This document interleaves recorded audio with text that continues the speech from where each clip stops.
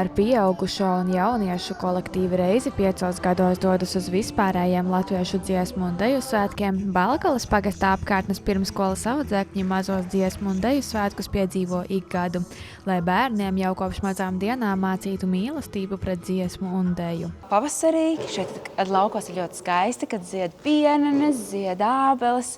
Mēs izdomājām, ka mēs rīkosim savus mazos dziesmu un deju svētkus. Visi audzinātāji saģērbās tautas tērpos, bērni sapucējās tautas tērpos, bērni visi dzied un dejo.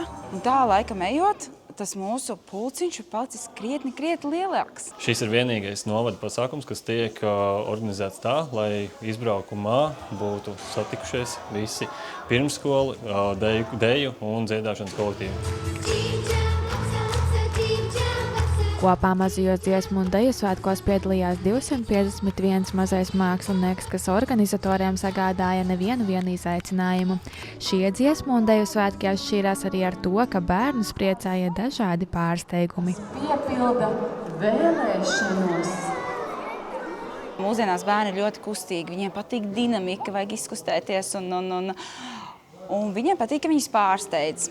Rit koncerts, savu ierasto gaitu, bet tad ir hops, iznāk kāds dzīvnieciņš, animators un visi pieceļamies, izkustamies. Man liekas, viņi tā uzreiz sapurnās, nosēžās tālāk un ir gatavi skatīties koncertu. Transports ir izaicinājums vienmēr bijis, un tas nav tikai ar lieliem dziesmu deju svētkiem, kas ir ik pa 5 gadiem, bet tas ir arī, protams, arī novada ietvaros, jo, kā mēs zinām, ka no viena novada gala līdz otram novada galam ir gandrīz 100 km. Aiz mazajiem dziesmu un deju svētkiem stāv liela un spēcīga komanda, lai koncertā varētu baudīt ne tikai dziesmas un dejas, bet arī pasaku meža burvību. Tas ir mūsu audzinātāju, arī vecāku brīvprātīgais darbs. Mēs nācām kopā, veidojām puķes, ziedus, brauc uz mežu pēc bluķīšiem, pēc mejām.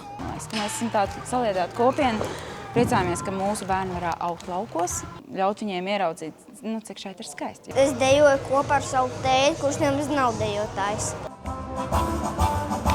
Man patika, šī labākā diena. Šādi svētki bērniem sniedz iespēju redzēt arī citu kolektīvu sniegumu. Es gatavojos dārziņā mēģinājumiem un vajadzēja nest tautas tērpus uz dārziņu. Un mēs gadrīz ceturtdienās un pirmdienās mēģinājumus bija. Vienu dienu bija dārziņā un vienu kultūras namā.